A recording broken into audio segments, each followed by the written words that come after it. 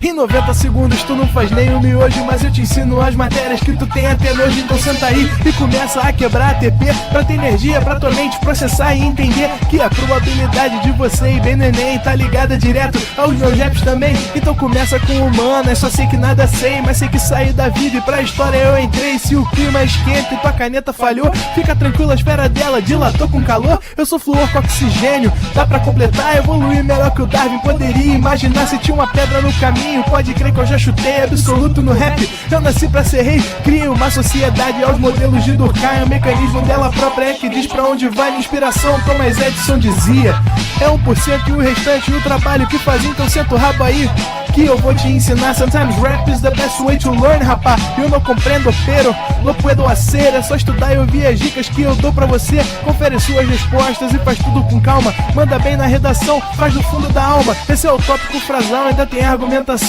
E a resposta pra você eu deixei na conclusão. Se tá nervoso, se acalma pra mandar bem. E se liga nos vídeos que eu te preparo pro Enem.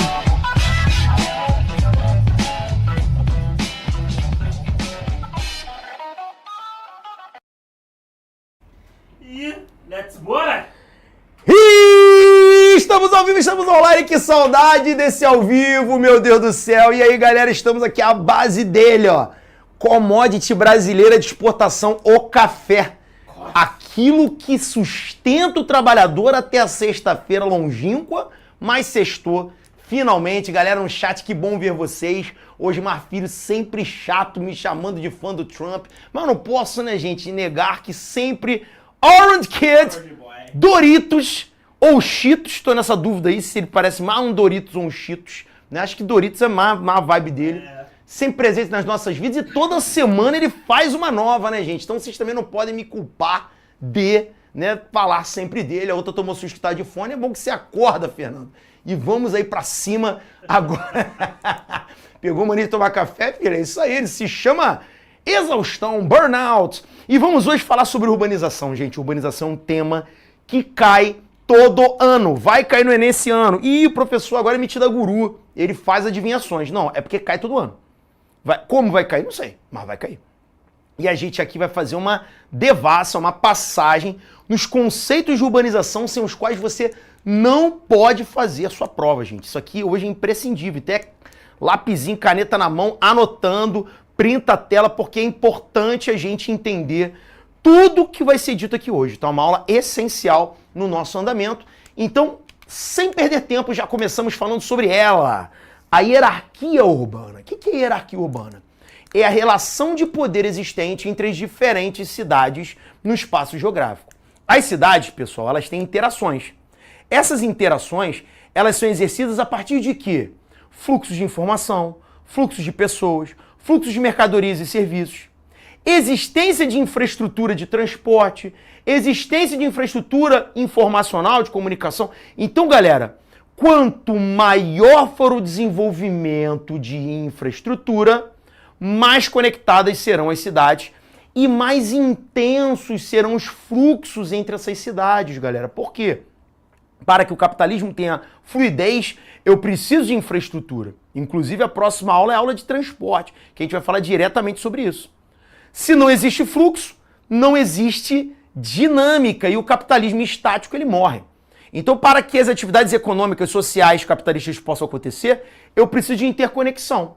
No passado, pessoal, a relação entre as cidades ela era vertical. Ela era assim, ó, da cidade mais rica para a cidade menor, para a cidade menor ainda e para a cidade menorzinha. O cara que vivia na cidade menorzinha, ele estava anos-luz da realidade da metrópole grandona. Lembra do gibizinho do Chico Bento? Que sempre tinha aquele momento que o Chico Bento ia visitar o primo da cidade, ou o primo da cidade ia visitar o Chico Bento. E a história era ficar ali. Ah, na minha cidade tem isso, na tua não tem. Né? Maurício de Souza, feelings ali, meio chato aquilo. Mas, hoje mudou. Hoje minha filha, Sara, de 10 anos, ela mora no Rio de Janeiro, e eu falei pra ela, filha, quem é a sua ídola? Ela, é a Ana Castela, papai. Eu peguei o café, bebi, uma lágrima de sangue escorreu, mas eu tive que aceitar, por quê? Faz parte da geração da minha filha. faz parte da tua geração, que fica ouvindo aí menos é mais, né, gente? Less is more. Eu sei, pô, chato pra caceta. Que é pagode do Centro-Oeste, pô. É pagode financiado com o dinheiro da soja. Feitoso, qual o ponto que você quer chegar? É o ponto de que as interações urbanas, espaciais, elas são fluídas. Então, galera, coisas vão e coisas vêm. Trocas existem, investimentos vão ser, né, recebidos e fornecidos. Então, a dinâmica hoje ela é flexível. Olha aqui a metrópole nacional, ó. Ela se conecta com a regional, com o centro regional, com a local, com a vila. Aí a regional se conecta com a outra aqui. Ou seja, todo mundo interconectado. Você diz hoje que... As contas apertaram nessa altura do mês? Se você precisar mandar um Pix e não tiver saldo, o Recarga Pay funciona assim. Você faz um Pix utilizando o limite do seu cartão de crédito, qualquer cartão. O valor chega na hora lá, mas você só vai pagar na fatura.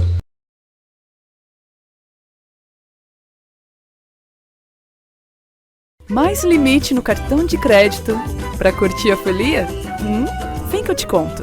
Com o No Limite Garantido, seu dinheiro rende enquanto vira mais limite para você se divertir. Peça já o seu para não se arrepender depois, hein?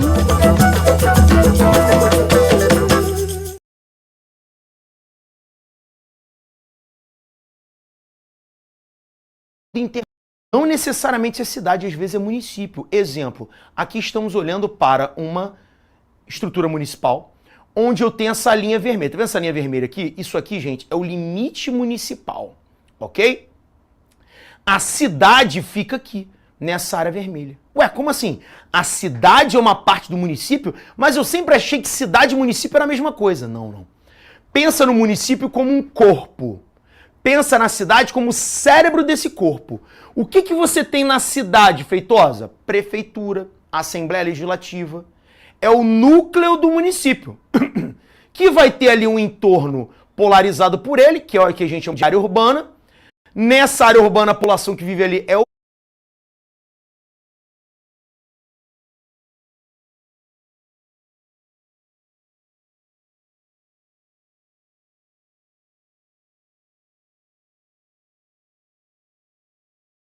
urbana. Tenho ali, pessoal, alguns vilarejos também que têm núcleos urbanos, mas o restante é área rural. Então o município pode ter áreas urbanas e rurais ao mesmo tempo? Yes. Ok, galera? Então a cidade é um pedaço do município. O que o Enem perguntava pra gente? Qual é o critério usado pelo IBGE para definir cidades? O critério brasileiro é político-administrativo, ou seja, cidade é o coração político-administrativo dentro de um município. O Brasil tem 27 estados, que são unidades federativas, e ele tem 5.570 municípios nesses estados. Cada município tem uma cidade própria dentro do núcleo daquele município. Sacou? Tranquilidades? Belezinha, galera? Um município é o espaço territorial delimitado dentro de um estado ou unidade federativa e que possui zona rural e zona urbanizada. A cidade é o espaço urbano dentro desse município delimitado, com uma grande concentração populacional, atividades econômicas secundárias, né, indústrias e de comércio e serviços. Então você também categoriza as áreas urbanas por atividades econômicas. Nas áreas rurais, principalmente vão acontecer atividades primárias. Nas cidades, acontecem atividades secundárias de indústria ou terciárias de comércio e serviços. Show de bola? Tranquilinho? Vamos aqui, ó. Exemplo aqui, ó. Veranópolis. Você conhece Veranópolis, gente? Fica no interior do Rio Grande do Sul. Inclusive aqui, ó, Bento Gonçalves. Viagem boa pra tu ir, ó. Tomar um vinho, terra vinícola ali, ó. Tops. Veranópolis. Olha o limite municipal de Veranópolis, ó. Toda essa linhazinha verde. E você tem esse núcleo laranjão aqui como a cidade de Veranópolis, onde fica a prefeitura, onde eu tenho a maior aglomeração populacional urbana, industrial, terciária. Você vê que eu tenho vários pontinhos aqui, que são pequenas vilas, chamadas de distritos, que também têm os seus pequenos núcleos. Mas tudo que tá verdão aqui, gente, é área rural. Pô, Feitosa, o Brasil então tem mais áreas rurais do que urbanas? Sim. Mas a população urbana é maior que a rural. Por quê? Como é que é o campo brasileiro, gente? Ele é inclusivo? Não, ele é excludente. Ó, sai daqui o latifundiário, mecanizia a fazenda, vaza. Aí o cara vai morar nos núcleos urbanos. Beleza? Então o espaço físico brasileiro, ele é de maioria rural. Agora a população predominante fica nas cidades, porque as pessoas vão migrar para os espaços urbanos. Show? O mesmo você vê aqui em São Paulo. Ó, São Paulo que bonito, ó. São Paulo vai ter ali, né? Todo esse entorno pontilhado aqui é a cidade de São Paulo, é o núcleo central. E você tem o município de São Paulo aqui amplificado. Beleza? São as diferenças que você tem que entender. No Brasil, pessoal, tem várias áreas urbanas contrastando com as rurais. Adivinha quais são as urbanas? Os pontinhos vermelhos. Adivinha quais são as rurais? As áreas verdes. Viu o que eu acabei de falar? Predomínio de áreas verdes, ou seja, de áreas rurais. Só que o aluno ele precisa entender que uma coisa é onde a população está vivendo, outra coisa é o espaço físico disponível. Dos 8 milhões e meio de quilômetros quadrados brasileiros, a maior parte do espaço físico é rural. Agora, onde essas pessoas vão viver? Nessas aglomerações que estão associadas aos pontinhos e linhas vermelhas. Então eu só tenho população urbana dentro desses pontinhos. Pô, peraí, Feitosa, não, isso não tá batendo na minha cabeça. Peraí. Eu já li que no Brasil tem 85% de população urbana. Você está dizendo que 85% dos 215 milhões de brasileiros vivem atochados nesses pontinhos aqui vermelhos? Sim. Como é que você sabe disso? Pega um ônibus na tua cidade, pô. Se você morar numa grande metrópole, você vai sentir. Ah, Petrosa, eu moro no interior. Você não sente tanto assim. É menos inchado. Agora, as metrópoles brasileiras são todas entupidas. O Rio de Janeiro ganhou o ranking aí de pior cidade em deslocamento urbano do Brasil. É onde você fica mais tempo por quilômetro rodado. A gente fala muito dos famosos engarrafamentos de São Paulo, mas onde você anda mais lento no Brasil é no Rio. Porque uma densidade populacional absurda que cresceu em nível exorbitante e não houve uma preparação desse espaço para receber tanta gente. Dessa forma você tem o que a gente chama na geografia de macrocefalia urbana, gente, que é o inchaço, é a cidade saturada. Beleza, rapaziada? E aí, vamos para a parada agora um pouquinho mais séria, que é a organização urbana. Com o cabelo aqui atrás esquisito. Organização urbana, gente, ela representa o zoneamento das cidades. De forma clássica, né, pegando aqui uma cidade, né, estrutura clássica ideal, né, uma cidade planejada. Você tem um núcleo, que é o distrito comercial. Aí logo aqui você tem uma área de transição entre o núcleo e a zona de produção, que é uma zonazinha aqui que se apresenta adjacente, né, onde você tem fábricas. A classe trabalhadora mora nessa linha azul, isso é a cidade planejada, tá pensada. Na linha verde eu tenho uma zona residencial e em amarelo é a transição para uma outra cidade. Então se você tivesse todas as cidades organizadas, da maneira como elas eram pensadas, né, no processo da Revolução Industrial, seria assim. Cidades comerciais, com indústrias no redor, os trabalhadores morando perto das indústrias porque vão trabalhar ou na indústria ou no comércio, então para fazer um deslocamento mais curto. Zonas residenciais de classe média um pouco mais afastadas e também de classes altas. Então as casas distantes, aqui trabalhadores também morando em casas e prédios, e o centro com prédios e estruturas produtivas e também de atividades de serviço e comércio. Só que não é assim que funciona, né, pessoal? Porque a humanidade, ela é dinâmica, ela é mutante e ela é diversa. E nisso, a gente precisa entender que não vão existir as mesmas sociedades em todos os lugares. A construção de uma cidade, ela não vai só de um fator de planejamento, ela vai de um fator de história, de sociedade, cultura. Claro que existem lugares organizados, a China, por exemplo, hoje passa por isso, onde ela pensa exatamente como a cidade vai ser, cria uma cidade, pega a galera de um vilarejo, leva para essa cidade e fala, mora aí agora, trabalha aí agora, vive aí agora, interage aí agora. É um troço meio fordista mesmo, mas na China funciona assim. A Europa pós-guerras mundiais, totalmente destruída, quando ela foi reconstruída, você meio que pensou o espaço urbano. Por isso que o cara vê uma cidade europeia e fala, nossa, Londres, né? Que metrôs sofisticados. Paris tem 6 andares de metrôs. E a pessoa, que maravilha. Claro, cidades foram destruídas, sim, e tiveram dinheiro estadunidense para sua reconstrução, né, gente? Pós-guerra, famoso plano Marshall. Dá um plano Marshall pro Brasil que a gente também faz algumas coisas aqui, pô. É importante entender essa temática, tá? E aí nisso eu tenho alguns modelos, de organização urbana. Só para entender. As áreas amarelas é onde fica a alta renda, as laranjas a galera de classe média e as vermelhas a galera de baixa renda. A bolinha preta é o núcleo, né, central de negócio e atividades econômicas, beleza? E onde tem cinza são as indústrias.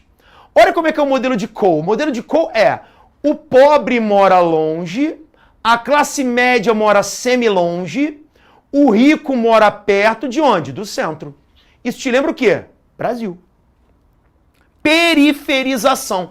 Eu jogo o pobre para a margem porque o meu centro ele é tão valorizado que nenhum pobre consegue morar aqui. Então eu vou excluir esse cara para longe. E a elite mora em torno do centro porque quer ficar perto daquele centro de negócios. Já o modelo de Burgess, ele fala sobre um modelo que é muito comum nos Estados Unidos. Inclusive em Nova York é assim. O rico mora longe do centro. Tal do Fougere Urban, ele quer morar longe. Você vê isso na Inglaterra, você vê isso na França. Os caras moram em subúrbios riquíssimos. O cara tem uma chácara, um castelo. O cara mora longe. A classe média vive ali na área intermediária, com aquelas casinhas de cerquinha branca, né, gente? Aquele gramadinho, né? Cachorrinho chamado Spike. Os filhos Bobby, Cindy, Stevie, Mikey, Sandy, né? A mãe Mary, papai John, chegando de carro. Vai pra escola de ônibus amarelo. Tá todo mundo rindo do outro lado, falando, Capitão, essa é a vida que eu sonhei. Não terás, porque vives em outra realidade.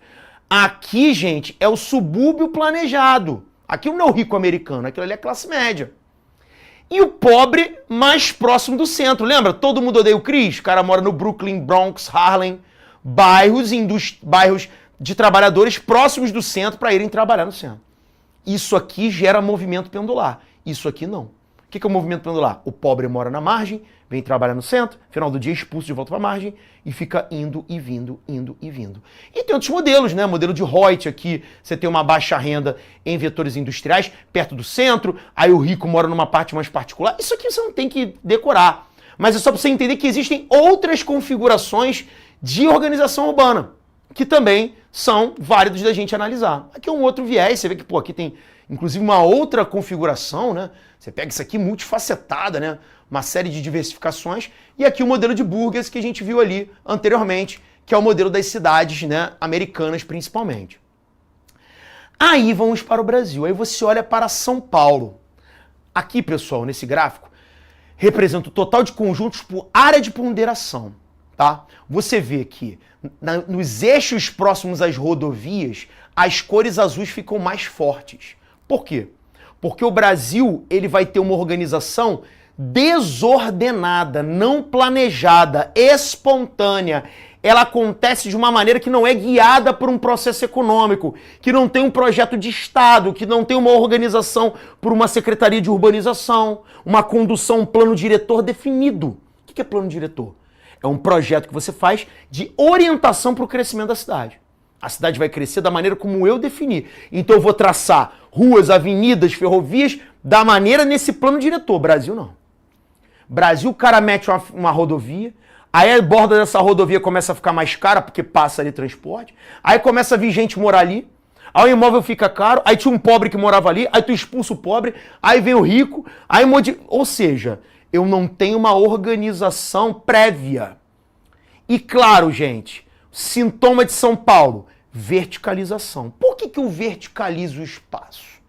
Porque eu estou, de certa forma, pensando nesse espaço como um produto. As áreas mais valorizadas, todo mundo quer morar. Se quer morar, ficam mais caras ainda. Então começa a levantar prédios. Porque no prédio eu emprateleiro as pessoas, coloco elas ali empilhadas e todo mundo vive ali com um desconforto do cacete. Agora tem um conceito do Studio Apartments, né, em São Paulo, que são apartamentos de 20 metros quadrados. antiga kitnet. Moleque, não, muito bom, studio. Não, agora é studio. Pô, que kitnet? Studio. Eu tenho um banheiro, tenho uma sala que é cozinha, e os caras metem agora, pô, de um mezanino, que minha avó chamava de pombal, que é tipo um teto que fica assim, meia altura. É um segundo andarzinho que tu mete uma cama ali e tu fica ali dormindo, tipo uma múmia no sarcófago, pô. Maneirão, maneirão. Cuidado na hora de levantar da cama de manhã que tu pode bater a cabeça no teto. E é isso, vendido a milhares de reais, com aluguéis que passam de 4 mil reais. Porque todo mundo quer viver nesse núcleo, não tem espaço, o espaço encarece, então eu emprateleiro as pessoas, pô. É simples. E nesse processo, pessoal, as áreas urbanas começam a se expandir tanto, elas começam a se alargar tanto que elas se encontram. Ó, por exemplo, eu tenho aqui uma área urbana A e uma área urbana B. Antes elas não se encontravam. Conforme a área B cresceu e a área A cresceu, o que elas criaram? Um ponto de interseção, que é a tal da conurbação. Eu não sei de que cidade do Brasil você é, mas na tua cidade com certeza tem isso. Um bairro que se conecta a outro e você já não sabe mais onde um começa e outro termina. Aqui no Rio de Janeiro, por exemplo, o estúdio está na Barra da Tijuca, mas ali do lado já é Curicica e mais à frente é Recreio, e aí você já tem Jacarepaguá. É uma parada que você não sabe mais o início e o fim das coisas. Por quê? Porque houve um crescimento urbano contínuo. Você sai de um ponto, vai para outro, passa por vários bairros, mas você não vê limite entre esses bairros. Por quê? Houve uma conurbação, houve uma fusão das chamadas malhas urbanas. O que é a malha urbana? É essa superfície de cidade. Ruas, avenidas, estradas, construções que se expandem e se conectam. Então vira um eixo urbano só. Beleza, galera do chat? Tranquilo esse conceito aqui? Isso é muito importante, tá? E isso leva a gente a entender que a conurbação ela vai ser tão intensa que eu tenho municípios no Brasil que não tem área rural. Olha que louco. Bizarro, né? Eu acabei de falar pra você lá atrás, né? Vou voltar aqui pra gente ver, só pra você lembrar aqui. Veranópolis, por exemplo, ó, eu tenho a cidade, eu tenho os núcleozinhos urbanos aqui, e o resto tudo ruralzão. É um município com muitas áreas rurais. Agora, eu tenho cidades no Brasil, gente, que não tem área rural. Olha só, gente, acompanha. Em vermelho é a faixa de urbanização, é a malha urbana, a superfície de cidade. A linha branquinha, ela mostra o limite do município. Olha Fortaleza aqui, ó. Olha onde está passando meu dedo aqui. Isso aqui é o limite de Fortaleza. Tá vendo Fortaleza tudo vermelho? Manaus, ó, todo vermelho. Salvador, tudo vermelhinho também. São Paulo, a mesma coisa. Rio de Janeiro, sinistro, ó, tudo vermelho. Assim como Belo Horizonte.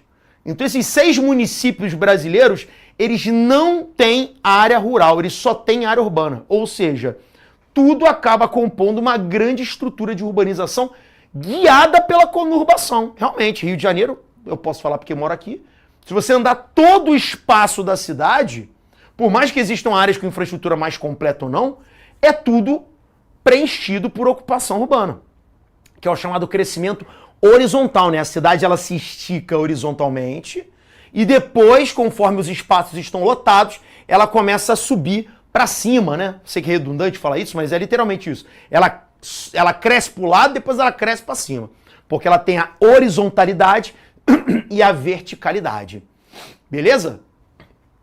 O mapa de São Paulo parece um... Eu olho pro chat que estão falando um negócio que tem nada a ver. É maravilhoso. E aí, galera, a gente percebe o seguinte. Chega um momento que essas organizações urbanas, essas aglomerações urbanas, elas ficam tão grandes, largas, que elas começam a se conurbar para fora do limite municipal. Isso é importante, ó, Rio de Janeiro. Tá percebendo? Ó, o limite do Rio tá aqui, ó, nessa linha branca. Mas olha como eu tenho espaços urbanos distantes do Rio e que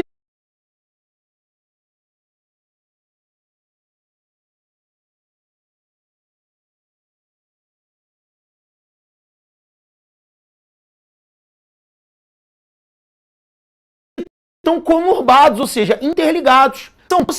Olha a mancha que São Paulo gera, ó. Parece que tacaram ali na mancha de sangue, vindo até o litoral aqui, ó. Aqui é Santos, ó. Conurbação com Santos, conurbação com Campinas, mais pra cá. Então você vê que tem cidades, tem municípios, que eles alargam a sua conurbação para outros vetores mais distantes. E é aí que eu começo a formar as tais regiões metropolitanas. Por quê? Quando eu formo essas aglomerações com muita gente, com muitos municípios conurbados, eu vou ter a tal da RM. A RM, gente, é quando eu tenho uma cidade que a gente vai chamar de metrópole. Por que metrópole? Porque ela é uma polipolo, polo-ímã. Pensa na ideia de atração, de magnetização. O Rio é uma metrópole, São Paulo é uma metrópole. São cidades que têm uma polarização. Elas atraem quem está à sua volta e muitas vezes até quem está bem distante. Que é o caso de São Paulo, que é a grande metrópole nacional. Ela consegue polarizar o Brasil todo de uma forma geral. Então você vê aqui, né? Essas áreas nessa cor mostarda são as regiões metropolitanas. Olha como eu tenho regiões metropolitanas grandes, né, gente? É de São Paulo. Aqui eu tenho, né, regiões metropolitanas ali, né, de Curitiba. Lá pra cima, ó, Manaus. Eu tenho áreas que se tornam muito conurbados, municípios muito interligados. Claro que os pontos vermelhos, eles representam o município sede, ou seja, é a base, é a metrópole que une, que atrai, que polariza esses municípios conurbados, tá? E alguns deles têm conurbações interestaduais, isso é maneiro. Existem 3 casos no Brasil, que estão aqui amarelo. É entre Brasília, né, aqui, e Goiânia, que eu tenho uma interligação, e essa interligação vai pegar ali Anápolis também, que forma o que a gente chama de RID, Região Integrada de Desenvolvimento Econômico, ó, conceito aí importante que o Enem gosta de falar, onde eu tenho conurbações que passam linhas estaduais. A outra é aqui, ó, Petrolina na Bahia, Pernambuco, perdão, até Juazeiro na Bahia. São limites interestaduais. Teresina no Piauí com Timon no Maranhão. Limites interestaduais. Então, quando essa conurbação ela é interestadual, a gente diz que é uma RID, tá? Não é RIDE, não. Tem gente que quer isso aqui em inglês. É RID mesmo. Ela perguntou assim, falou que o Brasil é um ótimo exportador de grãos e o PIB... Ah, não, estou falando de outra coisa completamente fora da aula. Mas aqui a Érica está falando, sou mineira, mas estou morando no norte do Tocantins. Aqui é tão pouco povoado que a cidade de 20 mil habitantes já é centro regional.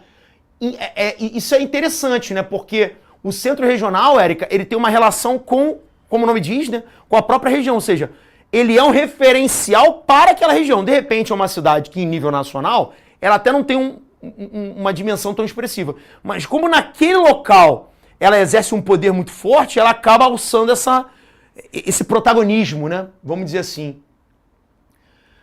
Aí ela continua, ele fala que mais de 70% da população vive em miséria, enfim. Bom, vamos lá. A gente continua aqui, pessoal, mostrando que um fator que ajuda muito esse processo de conurbação são estradas, ferrovias, meios de transporte. Aquilo que a gente falou lá no iniciozinho da hierarquia urbana. Você começa a ter uma facilidade para as metrópoles se expandirem a partir de meios de transporte, ou seja, é mais fácil para uma metrópole de grande infraestrutura alcançar cidades mais distantes do que naquelas regiões onde a infraestrutura ela é mais limitada, né? E isso, gente, é uma prova de que a urbanização é um fenômeno associado aos fluxos do próprio capital. O que gera nessa cidade também isso aí é gabarito de prova, hein? Uma mercantilização do espaço. Por quê? Conforme eu vou tendo um desenvolvimento, conforme eu vou tendo uma expansão dos negócios, dos serviços, do comércio, dos meios de transporte, o que vai acontecer com aquele espaço? Ele vai ficar mais caro, ele vai ser mais interessante para eu morar, vai ser mais interessante para eu trabalhar. E isso vai fazer com que o preço suba. Subindo o preço, eu tenho exclusão daqueles menos favorecidos. Sempre atenta nisso, que o Enem gosta de bater nessa tecla, tá? A Cristina perguntou se as RITs são controladas pelo governo federal. Não é um controle não, Cris. Na verdade, a ideia é uma classificação. O IBGE, ele faz a cada 10 anos mais ou menos, tá? Não é certinho, mas a cada 10 anos. Fez em 2007, fez em 2018. Talvez nessa década ainda ele faça mais um estudo. Que a gente chama de REGIC. REGIC. Registro do Grau de Influência das Cidades. O que é isso, Cris? O IBGE ele faz um processo de análise das cidades brasileiras e do alcance que elas possuem no espaço. Dentro disso, a gente pode ter, de estudo em estudo, classificação de novas regiões como metrópoles. De repente o IBGE vai lá, opa, tem aqui um processo de expansão da cidade tal, ela está começando a polarizar muita gente ali à sua volta, muita conurbação, você tem ali o processo de classificação como metrópole, tá? Então a RID é uma classificação, tá, Cris? Belezinha? O Peter Parker está perguntando se esse processo que eu falei é gentrificação. Isso aí, Peter Parker, você como um bom Homem-Aranha sabe disso, né? Gentrificação é o quê? É esse processo de exclusão do mais pobre e atração de um novo perfil social. Rio de Janeiro, nosso prefeito adora isso. Ele faz uma obra nova, Eduardo Paes vai lá e muda ali o centro da cidade, na Barra ele bota equipamentos novos, faz Rock in Rio, é Lady Gaga, etc e tal, parará. O que acontece com o espaço? Ele valoriza. Aí você fala, pô, Feitosa, mas isso é bom. Valorização é maneiro. É maneiro se você tem poder aquisitivo. Se você não tem, o custo do IPTU aumenta, o mercadinho vira mercadão, o botequinho vira bar de luxo, você começa a ter dificuldades para o cara mais pobre continuar ali. Aí ele sai. Quando ele sai, um novo perfil é atraído, que é um perfil socialmente mais elevado. E isso é a gentrificação que o Peter acabou de falar ali. Beleza? O Spurs está dizendo que Petrolina e Juazeiro se desenvolveram por causa do São Francisco. Sim, por causa do polo de fruticultura que fica entre as duas cidades. O Vale do São Francisco, né? Uma produção de frutas do Brasil. Show de bola? E aí o Brasil ele tem 17 regiões ampliadas, 15 metrópoles e 2 capitais regionais. Porque essas cidades elas vão subindo na hierarquia urbana. Conforme, gente, indústria chega, infraestrutura chega, negócios chegam, pessoas chegam, universidades chegam, o crescimento econômico acontece, você começa a ter uma ascensão. A amiga ali agora, acho que foi a Cris, não lembro quem falou, que mora no Tocantins, né? E ali teve uma mudança na classificação da cidade. Por quê? Existem vários níveis, tá? Você tem os centros locais, que são vilarejos menores. Aí esses centros locais podem se desenvolver e virarem centros de zona A ou B, que eles acabam tendo ali uma economia um pouco mais completa. Depois eles podem ascender a centros subregionais, porque tiveram ali mais completude de serviços, mais cidades estão conectadas a eles. Aí eles sobem para o nível de capital regional A, B ou C, que no Brasil você tem aqui capital regional de Cuiabá, no Mato Grosso, e de Porto Velho, em Rondônia. E depois pode virar metrópole. Ou seja, é provável que num futuro não muito distante, Cuiabá e Porto Velho também sejam classificadas como metrópoles, ok? Feitosa, é só capital de estado que chega a esse patamar? Não. Olha as metrópoles brasileiras, ó, vamos acompanhar? Manaus no Amazonas, Belém no Pará, Fortaleza no Ceará, Recife no Pernambuco, Salvador na Bahia, ok? Aí vamos pro Centro-Oeste. Eu tenho Goiânia, Brasília, que é o Distrito Federal, também é uma metrópole, né? É uma metrópole nacional, ok? Aí vem pro Sudeste. Rio de Janeiro é uma metrópole nacional. São Paulo é uma grande metrópole nacional. Aí você tem Belo Horizonte, BH, né? Minas Gerais. E aí as novidades. Vitória no Espírito Santo, no início dos anos 2000, não era metrópole, agora passou a ser. E Campinas e São Paulo também passou a ser metrópole, ou seja, São Paulo agora meteu 2 metrópoles. 2. É o único estado do Brasil que tem 2 metrópoles. Seguidos ali de Curitiba no Paraná, Porto Alegre no Rio Grande do Sul e Florianópolis, que também é uma novidade do último estudo, que passou a ser classificada como metrópole também em Santa Catarina. Então você tinha 12, saltou para 15 e no próximo estudo pode ser que vá para 17, 18. Alguns falam em Santos, em São Paulo, que é um processo que está acontecendo, gente, de crescimento dessas metrópoles, tá? Que são elas organizadas de uma outra forma. A gente acabou de ver aqui. Beleza? É a hierarquia dos centros urbanos. Mas é aí que começa a ficar interessante. Por que começa a ficar interessante? Porque as metrópoles podem... Olha aqui, ó. Aqui é uma metrópolezinha, ó. Município principal, os municípios satélites começam a conurbar a metrópole. O cenário 2 eu já tenho uma metrópole, se aproximando de outra metrópole. Isso é possível? Como assim? O que acontecerá? É a megalópole. A megalópole não é uma cidade. A megalópole tem que ter mais de uma metrópole em processo de formação. Por quê? Porque metrópole é o estágio máximo que eu classifico uma cidade. Essa metrópole pode ser inclusive internacional, global, mas é metrópole. Megalópole é quando eu tenho 2 ou mais metrópoles em conurbação. Toda essa área de amarelo mais escuro, os especialistas dizem que é uma megalópole em formação. Então você tem aqui, ó, Rio de Janeiro, São Paulo, Santos, Campinas. Só que essa imagem de 2005, ela é meio antiga. O que aconteceu recentemente? Campinas virou metrópole e começou a se conectar com São Paulo. Então já tem uma megalópole aqui, ó, que é a Canção, né? Can até São Paulo. Isso aqui já rolou uma conurbação. O Rio de Janeiro, olha esse intervalo aqui entre São Paulo e Rio, gente. Eu não tenho áreas urbanizadas que justifiquem uma conurbação. Então aqui não é megalópole. Ah, Feitosa, pode um dia, pode, mas quem já foi de carro do Rio para São Paulo para o Rio, sabe que o intervalo ele é muito pouco urbanizado. Agora, o que a galera tá falando? Que Santos pode futuramente ser uma metrópole porque ele é uma região metropolitana. Ele já está em formação. Então, o dia que São Paulo, Campinas e Santos forem metrópoles as três, essa megalópole vai alargar mais ainda. Então, São Paulo é o estado onde eu tenho uma megalopolização bastante ativa. Que acontece em outros lugares do mundo também, tá? Você pega essa aqui, por exemplo, essa imagem é impressionante. É a megalópole de Boswash, nos Estados Unidos, que vai de Boston, passando ali, né, por cidades menores, aí chega a New York, depois vai para Filadélfia, Baltimore e Washington. Então tem, ó, as luzes indicam o que pra gente, pessoal? Ruas, avenidas, estradas, cidades aglomeradas.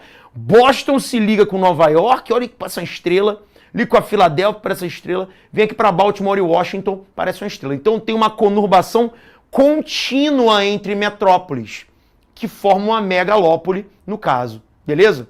Você tem outra nos Estados Unidos aqui, a Boswash, ela tá aqui, né, nesse eixo. Mas tem esse outro eixo aqui, amarelo, que é a chamada She-Pitts, vai de Chicago até Pittsburgh, que conecta também várias cidades. Olha Pittsburgh aqui, ó, olha Detroit aqui, olha Chicago aqui, esses caras são todos interconectados, que era o grande espaço de industrialização estadunidense no século XX, né, o tal do Rust Belt, que a gente falou lá naquela aulinha de conflitos da nova ordem mundial. Aqui é o San, vai de São Francisco a San Diego, na Califórnia, passando por Los Angeles, ó, várias aglomerações urbanas também conurbadas. E aquela que é possivelmente a maior do mundo, que é a megalópole japonesa, que vai desde, né, Tóquio, nessa mancha aqui laranja, até o sul, lá em Nagasaki, né, fazendo toda uma interconexão do espaço japonês com grandes metrópoles. É a megalópole que tem mais metrópoles aglomeradas. Recentemente começou a aparecer também na mídia a tal da banana azul, né, gente?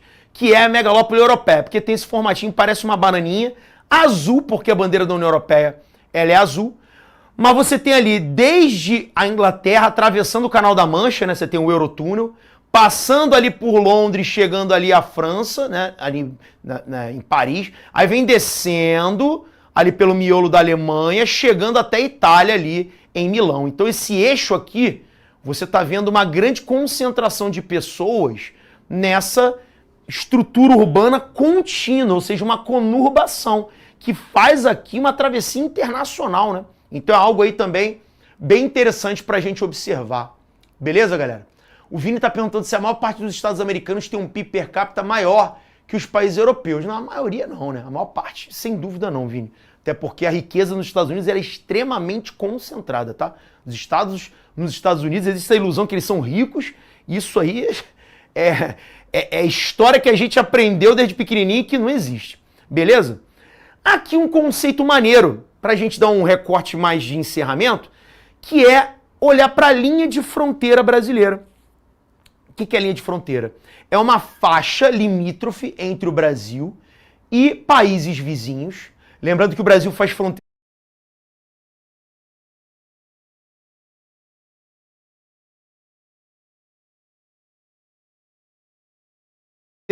com todos os países da América do Sul, à exceção de dois, que é o Chile e o Equador. Então a gente é fronteiriço. E nessa linha de fronteira você vai ter cidades, gente, que se interconectam internacionalmente, que é o que a gente vai chamar de cidades gêmeas. As cidades gêmeas, elas representam uma conurbação internacional. E você tem aqui vários estados, ó, desde o norte, a Amazonas, você tem ali, né, Tabatinga, Aí você tem em Rondônia, Guajará-Mirim, né? Vai ali pro Amapá, no norte também tem o Oiapoque, né? Que faz divisa ali com a Guiana Francesa. Né? Então tem o Acre, né? Com vários municípios limítrofes ali ao Peru. E o Rio Grande do Sul e o Mato Grosso como os estados que têm mais cidades que fazem integração multifronteiriça, né? O Mato Grosso do Sul tem aqui 7 e o Rio Grande do Sul, gente, ele tem aqui, 10 cidades que fazem essa interconexão aqui na linha de fronteira, fazendo divisa com a Argentina e fazendo divisa com o Uruguai também, né? Então é um conceito interessante para a gente perceber que são possibilidades não aproveitadas de integração multinacional do Brasil com outros países. Por quê? Ironicamente, se você for olhar para a nossa linha de fronteira, são estados de pouca ocupação populacional. Se você tivesse uma desconcentração, né, gente, do capital, do Sudeste, do Centro-Sul em geral, em direção a essa linha de fronteira também, a gente poderia travar relações muito mais íntimas. Aí voltamos lá àquela historinha do transporte. O que faz com que a urbanização se expanda e os fluxos se expandam? A infraestrutura. Vamos olhar para cá, ó.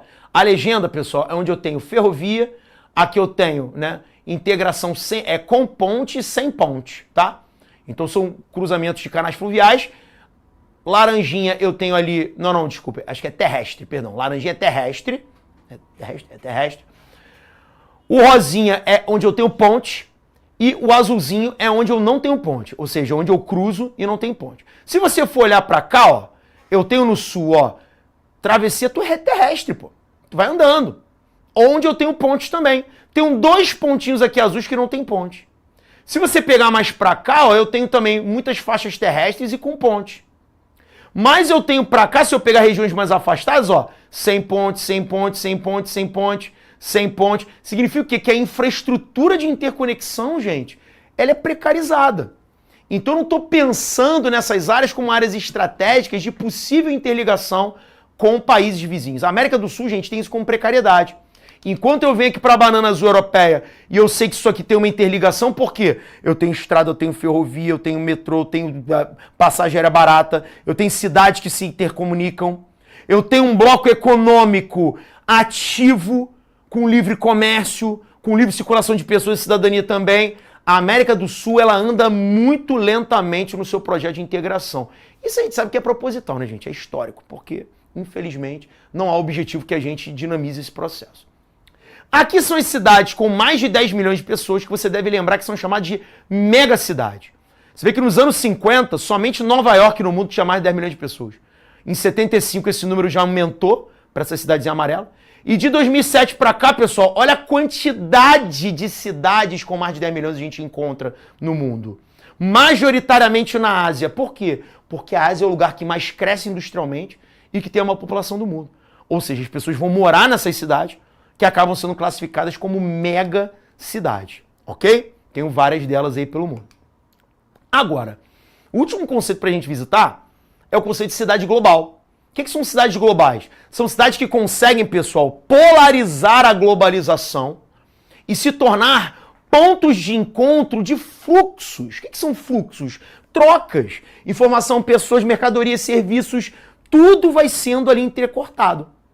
Tendo ali cidades também com tamanhos e categorias diferentes. Mas olha a quantidade de fluxos que existem entre as cidades globais, que são classificados em 3 grupos principais: alfa, beta e gama. Somente 2 são classificadas como alfas no mundo, que é Londres, na Inglaterra, e Nova York, nos Estados Unidos. E depois você tem outras classificações. São Paulo entra nessa classificação aqui, ó, alfa.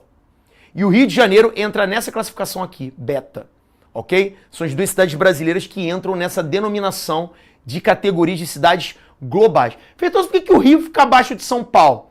O grau, né, de posição nessa hierarquia internacional tem muito a ver com o desenvolvimento da infraestrutura também, né? Então, normalmente é o quê? Serviço de hotelaria de luxo, bancos internacionais, sedes de grandes empresas, aeroportos internacionais, shoppings. Pô, Feitosa, o Rio tem isso tudo. Tem, mas o Rio não tem bolsa de valores, que é uma parada que São Paulo tem. Então, a categoria de São Paulo acaba ficando um pouco acima. Estima-se, pessoal, que você tem uma elite, um primeiro grupo mundial que tem ali cidades nas Américas, cidades na Europa e na Ásia, tá? Isso é um outro tipo de classificação, como Nova York, Los Angeles, Chicago, Toronto, São Francisco, Boston, Londres, Paris, Bruxelas, Berlim, Amsterdã, Tóquio, Singapura, Sydney, Melbourne. Interessante que nenhuma cidade chinesa é mencionada, né? Isso é proposital, né, gente? São órgãos ocidentais que não querem dar o braço a torcer de que hoje a China, né, tem um papel de abrangência muito significativo, né? E aí a quantidade de cidades globais que você tem na Europa, né? A quantidade de cidades globais que você tem pelo mundo. E nisso, olha aqui o leste asiático, ó. Olha a concentração de cidades de grande porte, com classificações elevadas nos rankings internacionais, chegando a 205 cidades, gente. Enquanto na América do Norte eu tenho apenas 103, na Europa eu tenho apenas 141. Então não adianta os órgãos fazerem classificações subjetivas, se quando você vai olhar o grau, né, de poder aquisitivo da Ásia, sem dúvida o destaque ele é algo muito relevante, né? Então a Ásia realmente é o lugar onde a urbanização, quantitativamente e em termos de qualidade também, ela mais cresce no planeta Terra por causa do seu desenvolvimento econômico. Beleza, galera?